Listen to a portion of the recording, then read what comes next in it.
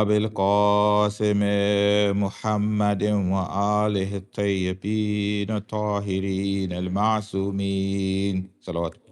اللهم صل على محمد وآل محمد. بسم الله الرحمن الرحيم.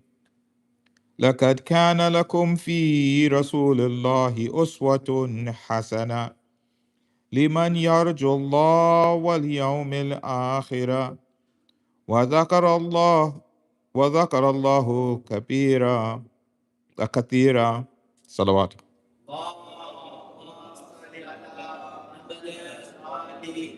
And surely for you was an excellent example in the messenger of Allah, or for those who desired Allah in the last day and remember Allah often. So before we start, as always, we want to read a special salawat for all of the brothers and sisters who helped organize the masjid, helped in the building of it, helped set up the programs, made generous donations, donated their time, read Quran, and all of these families who made all of that effort. And we want to please recite a very loud salawat for them. Allahumma salli ala Muhammad wa ali Muhammad. And we want to also remember all of the shuhada that we've lost in these last few years of war that have been going on, and in the attempts to try to wipe out the light of truth. But Allah will have that His light is completed. So we want to remember Shaheed Rahbar, Shaheed Sayyid Nasrullah, Shaheed Ismail Haniya, Shaheed Yahya Sinwar, and all of the different shuhada around the world, and also our own shuhada like Shaheed Haj Malik Shabazz, known as Malcolm X. Please give a loud salawat. Allahumma salli ala Muhammad wa ali Muhammad. So, in this lesson, we are talking about how the Imam completed the message of all of the prophets which came before. And the job of the Imams is to continue this message. So the message of the Imams and the message of the Prophet doesn't get finished. The same way as the Quran doesn't get finished, that we say, okay, well, I read the Quran, I hifz it, and after that, then I don't need to look at it again. This message continues. This effort continues. This need continues. So it's something that is continuous, that we're always needing to have this perfect example. There's not a time where we say, okay, well, it happened in the past, and then now we don't need it again. We learned the lesson. So having a present Imam is one of the important things about us, that everyone needs it, but we recognize it. And the Imam displayed these traits. So first we want to look at what is this Uswatun Hasana that the Imam displayed. What's very interesting is this particular phrase, Uswatun Hasana, comes about 3 or 4 times in the Quran. I thought it was only once, but it comes in multiple times, many times referring to Prophet Ibrahim. And a few times, 2 times, I believe, referring to Rasulullah. And we had discussed in some of the previous majlis, this word uswa is meaning balanced, meaning perfect, perfectly balanced on either end. And then you add hasana to it, perfectly balanced on either end, and good, the best. So that the Prophet was the best, perfect example for all of us.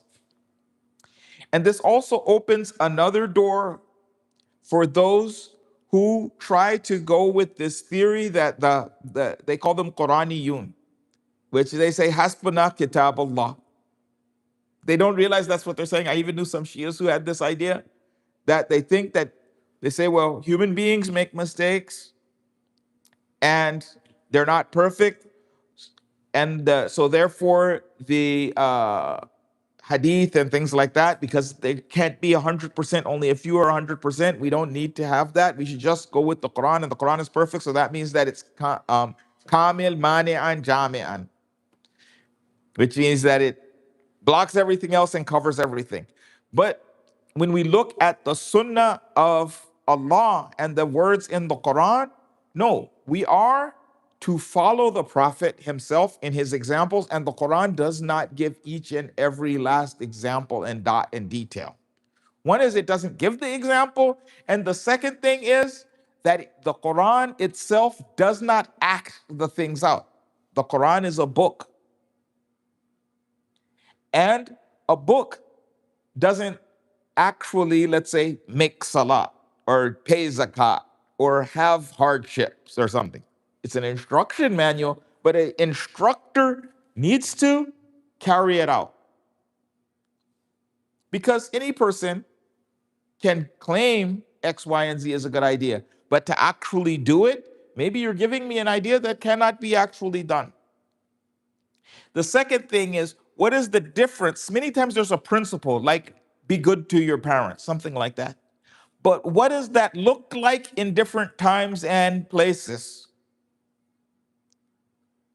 When is the, let's say that there's many things which are wajib. How do we taqaddam one wajib al akhir? How do we put this one first? Which time is the time for jihad and which time is the time for prayer? How do we act all of these things out if we don't have the example of the Prophet? And then there's also minor minutia that were you to try to fill the Quran with it, then the Quran would no longer be a book of guidance, which any person can pick up and read and immediately begin getting guidance. They would get lost. We call it getting lost in the weeds, right? So imagine that the Quran had each and every mustahab act that one could possibly do was in the Quran, and detailed instructions on when this is happening, we have to do that. And if it's like this, and if there's a full moon, you do that. And if it's half moon, you do this. And you could just have the Quran would be volumes and volumes and volumes and volumes, and no one would get any guidance. This is how sometimes people confuse someone. You want to lose someone. Let's say you can give them a simple instruction. I tell you, hey, you know what I want you to do? I want you to get me. We'll use an example from the Quran, right? Sacrifice a cow, right? Which cow? I don't care. I said cow. Get your knife, drag one cow in, face him to the Qibla, and take care of it. To make things lost, to make things confused, to make the truth get confused, they began asking questions. They were asking questions for dalal. Sometimes you ask questions for hidayah to make it more clear. Sometimes you ask questions for zalal, to get lost, to try to make it hard so that you cannot obey. So when the Prophet would come, they would say, which color cow, which color cow, which color cow, until finally there was only one cow. And then they were like, Al-an jitta bil haq. So what, it was batil when I just said any cow? So, and then you notice the adyan, and there's some Muslims who do this too, but some of them, the whole deen turns into that. Whereas there's Muslims, because the Prophet made it easy, the whole deen doesn't turn. It's individuals who do this. But they'll go over and get more and more and more and more and more and more details. And then you lose the major issues. There's a jihad example of now. There's the genocide going on, and some people are like fighting over nonsensical side issues. Why aren't we protesting the destruction of Jannatul Baqi? Yeah, okay, well, it's bad that they destroyed Jannatul Baqi, but right now they're trying to do Ibahat an-Nas and wipe out Islam. So they're trying to wipe the deen from the face of the earth, and you're worried about buildings that were destroyed 50 years ago? Yes, it's bad, meaning that, yes, that is an injustice which needs to be rectified. But if you're going into, should we use big bricks or should we use little bricks, or should we do that, or should we make the complaint to the ICJ, or should we do it to, Trump, or MBS, you're doing all of these details of a non-issue. Yes, it's adim in the grand scheme of things, but there are so many things more at them than that, that the loss of the deen as a whole is worse. We see people do that with many other issues, that you lose the whole, like sometimes people do it on an individual level. We used to use the example of some people sometimes would be new into the religion, or maybe they weren't very practicing. And the first time they would come to the masjid, they would begin to pick on them for minor things, minor maybe mustahabat or makruhat. And then the person would never come to the masjid again. Call it the haram police. Sometimes they do this just to drive people out of Islam. The person, mashallah, finally became Muslim. He did this, they did jihad, they did this, they left their family, this, that, there. You're like, well, you know what? Your hijab is not exactly right. Or they would do, oh yeah, there's, this ingredient. If you think about it, like if you read the ingredients, and you're like, oh, this person is new Muslim. You're like, you don't eat pork. Leave it at that. And maybe once he's more in, he can do his research. And this fat content, which is made from this one, which is BR5 and XRY, was actually originally from, some cow that wasn't facing towards Qibla when it was killed or something. And you just lose the whole issue. Now the person is so paranoid about what do I eat and what do I, like, now he's not making salah. This type of like losing people with this nonsensical things, that we need the example of the Prophet to show us these details. We don't know, like, and it's good to know these details, like, meaning that if the Prophet wasn't there, these minor details would also get lost. So it's good to know the big ones, it's good to know the middle ones, and it's good to know the little ones. Because if the Prophet doesn't come and tell us, well, if you are going to do the best wuzu possible, which dua do you do? If you're doing the best, going to, when you're going out for business, should you go with the right foot or the left foot? Meaning these are actually things. If the Prophet didn't tell us, then there would be a mustahabat that I'd say, I didn't do it because nobody told me. So it's important that the Prophet told us, or else he wouldn't have told us. All of these, when you using miswak and doing this and doing that and doing this. And we have even, like, I remember I thought it was a lot with the Sunni side, and the Shias even had more, and adiyah and du'as that you say on this night and on that night. There's always something which is more mustahab, and there's always something which is better to do. And it's extremely important that that information gets out, but also what do you do in the big picture at any particular time? So now, just to prove that this is in the Quran. So we proved it logically, but let's go back in the Quran. وَمَنْ يُطِيعُ اللَّهَ وَرَسُولَهُ فَأُولَٰئِكَ مَعَ الَّذِينَ أَنْعَمَ اللَّهُ عَلَيْهِمْ مِنَ النَّبِيِّينَ وَالصِّدِّيقِينَ وَالشُّهَدَاءِ وَالصَّالِحِينَ وَحَسُنَ أُولَٰئِكَ رَفِيقًا. So whoever obeys Allah and obeys and his prophet, then those are of those who Allah has blessed it upon them from the prophets and the siddiqeen wa shuhada, and the truthful ones and the martyrs and the righteous people. And this is the best comrades. We have another ayah. وَمَا أَتَاكُمْ رَسُولُ اللَّهِ فَخُذُوهُ وَمَا نَهَاكُمْ عَنْهُ فَانْتَهُوا وَاتَّقُوا اللَّهَ إِنَّ اللَّهَ شَدِيدُ الْعِقَابِ.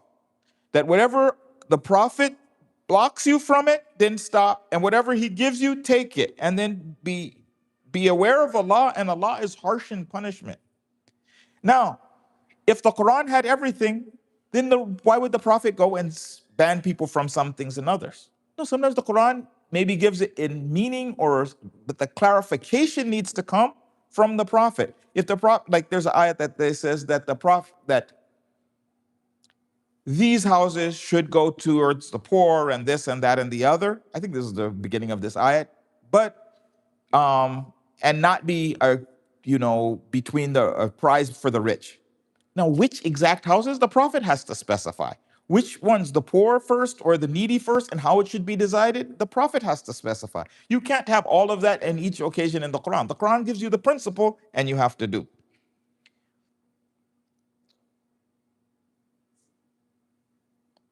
And that ayats or ayats in that meaning are repeated, which I have quite a few of them.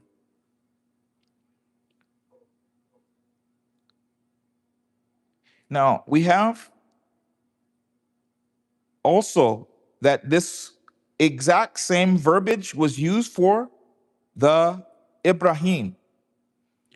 قد كان لكم أسوة حسنة في الإبراهيم والذين معه. That Ibrahim wasn't a good example for you. We have another one. وَلَكَانَ لَكُمْ فِيكُمْ أُسْوَةٌ حَسَنَةٌ لِمَنْ كَانَ يَرْجُو اللَّهَ وَالْيَوْمِ الْآخِرَةِ. Exact same meaning. That who this is actually referring to Ibrahim, and in them was a best example for those who desire Allah and the last day. Now, we need to know, and we get these things from the messenger, details of the personal life. This is why it's important for the messenger actually to live amongst the people and not just be on some mountain, and also for us to do the same thing. How he is with his wife and his children. So the prophet had certain behavior with his wife and his children. How he was with the powerful people in the community. So sometimes they would capture a princess or a prince, and how the prophet behaved with that. Sometimes he would be dealing with elders of the community. Sometimes he was dealing with people who didn't know the truth. Sometimes he was dealing with people who did know the truth. And his interaction with all of those people showed there was slight differences in how he would interact with people based on who they were. You don't just have one. You're good with everyone, but how does good look to a person who's the chief of the tribe looks different than the person who is maybe a servant. Meaning the servant, maybe what types of reassurances and things he needs are different than the reassurances that you give to a king or something like that. So if you notice when he interacts with Najashi, one of the things that, and king of the Romans, he does things like, you're not going, if you accept Islam, you're going to get all the good deeds of your people and you're not going to lose your power. Is that an important factoid to give to a servant? He's going to tell him maybe something else, what's important to him. How he dealt with slaves. Society, and also we see that when you have the teachings of Ahl al-Bayt, we have the treaties of rights. He said, right of your ruler is this, right of your slave is this, right of the person who's the mu'addan is this, right of your father is this, right of your mother is all these details of how you interact with people is if not for the Ahl al-Bayt, how would we know? But we see it in real time. How, for instance, that when you have sometimes when they're interacting with, let's say, Abu Bakr, they're interacting one way. When they're acting with Omar, they're interacting another way. When they're acting with somebody like Omar ibn Abdulaziz, they're interacting a different way. And we also see these examples in the Quran. We have Hazrat Lut, and he has a completely corrupt society. And then also at the same time, he has an evil wife who was sympathizing. She refused to do barat from that society, and how he interacted with her. We have Hazrat Ayub and all the trials and sicknesses that he went through. Gives us an example for how we're supposed to behave as mu'mineen when we have. We have Hazrat Yusuf. He had the women who were after him, and how he behaved, controlling himself in this circumstance. And then also jail and many other things, his knowledge, his brothers, how his father behaved with treacherous sons. All of these are things that we learn from the examples of the prophet. We have Dawood and Suleiman as a prophet in a position of power. We also had Yahya and Hazrat Isa, where they were Zahid, with a monotheistic society under occupation of polytheists. Meaning, like, what was their message in this? And this society wanted to do jihad while themselves were corrupt. This was their big challenge. You had some people siding with the oppressors, some people wanting to do jihad against them, and then a society which was completely corrupted at the same time. They themselves were corrupt and trying to do jihad and do amr bil ma'ruf wa nahi anil munkar against a corrupt oppressor and a pagan oppressor while they themselves were lost. So if you notice, you see the message of Isa and Yahya is first you have to do tazkiyah to nafs and get yourself correct, then you can go back and try to turn around and do jihad. If you try to do the jihad without doing this internal corrections, it's going to bring a musibat on you that's worse than the musibat that was there, which happened. These people rejected Hazrat Isa and Prophet Yahya. They tried to do jihad, and then all of their divisions, their internal contradictions, which they never solved, came back to haunt them, and they got massacred. It's part of how they create the diaspora got created, because the Romans said, "You guys can't stay here." They got them, and they kicked them out here, there, and everywhere, Iraq and Morocco and everywhere. This is a different story than the Poles. That's another story, but that's part of how their people got all over the place. Now, it's important that nobody can say that we were not guided and that Allah didn't tell us what to do and Allah didn't show us what to do. A very good example is we have the example of Amir al-Mu'mineen, that he actually took power. And he had a letter to Malak Ashtar when he sent him to Egypt. And in that, he tells him how to deal with each type of classes of the people that you don't see in the Quran. You can kind of extract if you're, but it doesn't tell you specifically, deal with businessmen like this, deal with the lower classes like this, deal with the ulama like this, deal with the slaves like this, deal with the women like this, how to make how to make decision making, and all of these type of things are all details that we get when we look at when we have that Imam with us and he can show us that way. We also look at the examples of bad people who have gone astray, people who have gone too far, the Hamans and things like that. That these people, when the Quran quotes them, and they're saying, Ana rabbukum al-a'la and stuff like that, the Quran quotes these people and gives us an idea of bad behavior.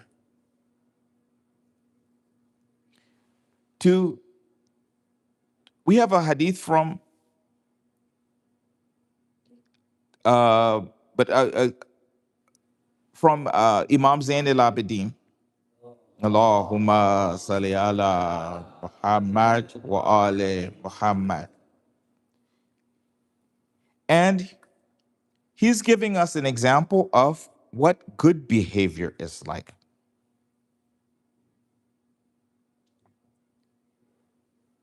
Imam Zain al-Abidin is saying that alamatul mu'min khamsa, al-wara'u fil khalwa, as-sidqu fil qilla, was-sabru indal musiba, wal-hilmu indal ghadab, was-sidqu indal khawf. Okay. So he said the signs of a believer are 5. That he is piety when he's in private, and he's gives when he has a little, and he has patience at the time of misfortune, and he controls his anger at the time of anger, and he gives and he tells the truth at the time of fear. Now, what is showing, let's look at the first one. Everybody, when everyone's around and your reputation is on risk and people are going to know how you are, we are pious. We hold it together just as a show off to the other people. But when you look at a person who has faith, And sometimes we want to know, am I a mu'min or not? Sometimes the question comes to your mind. Maybe I'm not really a mu'min. Maybe I'm a munafiq. Maybe I think I'm mu'min, but I'm not. When you're alone, how do you behave? When nobody's around, you don't think you're going to get caught, how do you behave? The mu'min has these traits while he is alone. Wa sadaqa fil qilla. That sometimes, if you ever notice, some of these rich people, even nowadays, they're already a multimillionaire and then they go and they give handouts and this, that, and the other. Why? Because they're at such levels of money and wealth that it doesn't really matter. They can make themselves look good by making generous donations and things like that. However, the person who's actually believing in God, because he's thinking that he's going to get a reward from Allah, he gives even when he is in a tight situation. Why? We're not talking about going into the haram. Sometimes people start doing that. Like, I don't have money for my family and I give it. No, we're not talking about that. Meaning that maybe he just has a little bit left. Maybe he did his wajibat and he has a few dollars left. He gives why? He trusts that Allah can give him more. This is showing his iman, that he actually believes what he's talking about. وَالصَّبْرُ عِنْدَ الْمُصِيبَةِ. People, when everything's going fine, when there's no hardship, when nothing's bothering them, they can maybe hold on. They pretend to have their faith. They say, oh, trust in Allah, everything will be fine, someone else. But when the musibah actually happens to them, they're the one who lost their money. They're the one who lost their relative. This person is now able to maintain that karama, that sabrun jameel. I lost everything, but I maintained. Sometimes people ask, what's the sabr? They take it as patience. Really, it means being steadfast or to continue on doing things the right way in the halal fashion and knowing that Allah is going to give you your najat or your success. So the believer knows this is coming from Allah, so he's able to make it through the tough times. Well, hilm indal ghadab. Why? You get angry. Something didn't go your way. You're facing some sort of hardship. Maybe you're hungry or you're this or you're that. But when you know that Allah is watching you, that holds your hand, or in some cases, your tongue. Some people, they're the type of people that when they're angry, they run their mouth. But when they have some sort of fear of Allah, that stops them. And the other one is wasadaqa indal khawf. That when sidq indal khawf. That everyone, when there's nothing on the line, you can tell the truth. But when you're going to lose everything, then do you do that?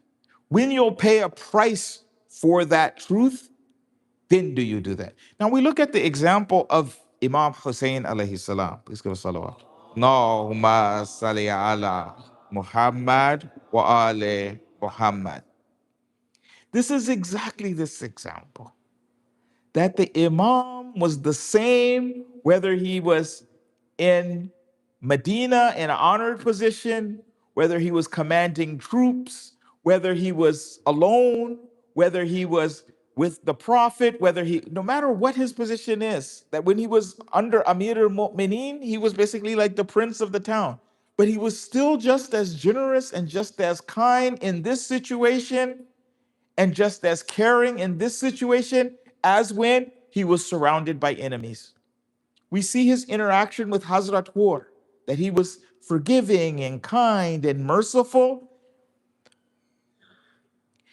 When he had little water, he still gave his water even to the animals of Hur.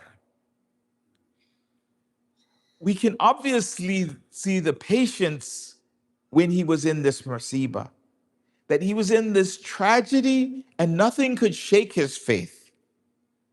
When he was angry even at his enemies, he did not go beyond the bounds of Islam.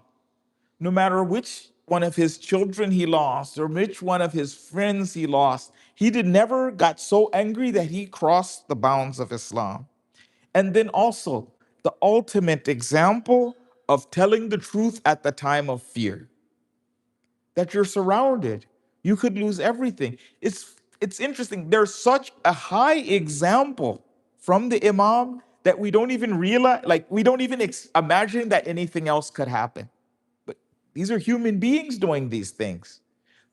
It's not going to work out. I lost everything. Let me just go ahead and tell him what he wants to hear so that I can save my life and save my money or save this. That's what all of us do. There were people who were there who did that. When you look on the other side, there was people who were there who did that. They became afraid and they would run away or they would join the other side or they many people, it was a human decision, but the Imam and his companions were of such a high example, they did nothing like that. And as there's an ayat of Quran, Bismillah ar-Rahman ar-Rahim, Alladina ida asabathum musiba qalu inna lillah wa inna ilayhi raji'un. And if they are hit with a tragedy, they say that surely we belong to Allah and to Him we will return. Now we are going to go towards Karbala. Bismillahir Rahmanir Rahim. Allahumma salli ala Muhammadin wa ali Muhammad. Allahumma salli ala Muhammadin wa ali Muhammad. Allahumma salli ala Muhammadin wa ali Muhammad. We want to go towards Karbala and we want to remember the closing hours where the heat had been hard, the day had been long. Imam was sitting out there suffering, no water, no food, thirsty, hungry, and for days they had been like this. They're out in the desert and then they're wearing, sometimes we feel bad that we're out, we walk out, we have long sleeve shirt. He's in armor, heavy, gasping, thick dust, losing friends, fighting, collecting relatives who've fallen down, collecting his friends, reassuring them, telling them it's going to be okay, reminding them of paradise, keeping everyone in line. Now his army is mostly gone, and he only has one person who's with him left on the battlefield, and this is Hazrat Abbas. Let's take a minute and think about Hazrat Abbas, the son of Ali, and Banin, who was Fatima bint Hizan. He had 4 brothers, and all of them now had, at this time, all of them now had been martyred. He had fought in many battles with his father and always protected Imam Husayn, even as a boy, that Imam Husayn would come to the battles and Abbas would fight for him to make sure nothing happened to him. Even when someone would try to bring Imam Hussein water, Hazrat Abbas used to take the cup from them and say, no, I am going to be the one to bring my master water. He always put Imam Hussein before himself. And he was a great warrior, he's known as the Qamar, the moon of the Bani Hashim. And he was so eager to go into the fight. Right from the beginning, he wanted to be the first in the battle. And my Imam, my Maula, can you let me go and fight? He said, no, someone else has to go and fight. So he would wait and he would wait. And another person would go, can I go? No, it's my turn. Finally, there weren't many people left.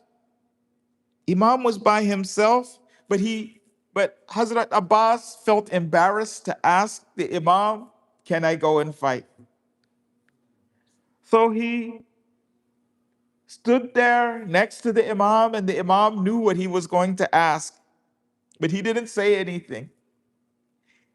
He just said to the Imam, "Oh, my master, my armor, my armor feels heavy."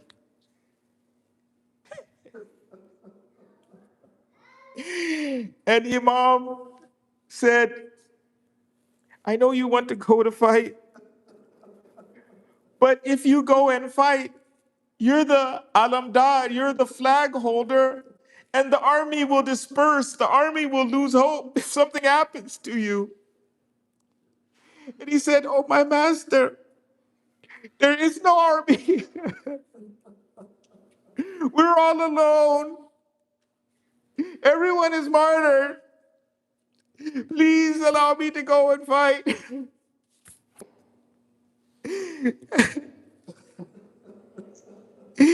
And Imam said, "But as long as you're here, everyone feels safe." He said, "I will allow you to go and fight. But before I let you fight, I have one request for you."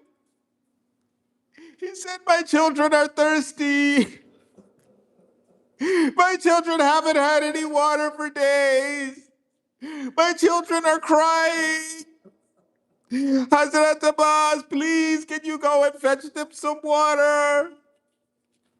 And Imam Abbas said, he went to the children and he said, "I promise you, I will not return unless I bring you back some water." And Abbas went and he rode out to face the enemy. And they said, we have been given the command not to let one drop of water reach the camp of Husayn. So they sent their best warriors and they sent their best troops to block Hazrat Abbas. Abbas went and he fought them and he scattered them and he chased them. Anyone who faced him would die. They kept sending wave after wave of troops to try to prevent him from reaching the water. And finally, he broke through the ranks and he crashed his horse into the water. And he was thirsty. He hadn't drank water all day. And he picked the water up in his hands. He was about to drink the water, and then he remembered Hussein. He remembered Sakina. He remembered the children and he threw the water. How can I drink this water when they're thirsty? Abbas got back on his horse. He filled his water skin and he began to return. And they sent everyone, they said, "No, we cannot allow this man to return and to give the children water." And they began to fight him, but they could not defeat him. And finally, someone came from behind and cut one of his hands. And he said, "Wallah, in qata'tu yamini inni hamiyun abadan andini." "Oh, by Allah, if you cut one of my hands, I will continue to protect my deen and my religion and my Imam." He continued to fight with the other hand, and then they cut the other hand, but Abbas held the water in his teeth and he continued to push forward. He continued to fight. He knew he had to make it back to the children. As he moved, they shot the water, and the water spilled down. Hazrat Abbas tried to turn back to get more, and then an arrow hit him in the eye. And then they attacked him and knocked him off his horse. He cried out, "Assalamu alaikum ya akha." I said, "Peace to you, oh my brother." Imam Hussein ran. He went to help him. Hazrat Abbas had already been beaten and stabbed and shot with arrows, and he fell face down. He tried to pick him up.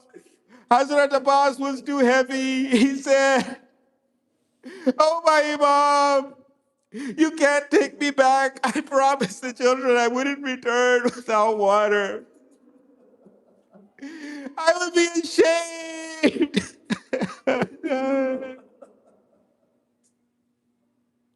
I would be ashamed to see the faces of the children if I failed. The Imam cried out. He said, Al-an inkasara zahri. He said, now my back is broken.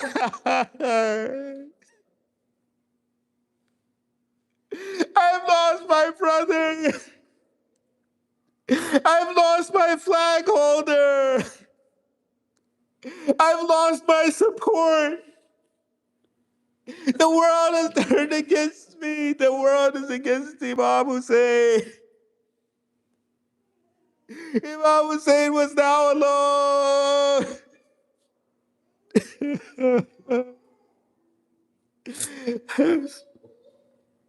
سيعلم الذين ظلموا أيمن قلب ينقلب. Ya Hussein,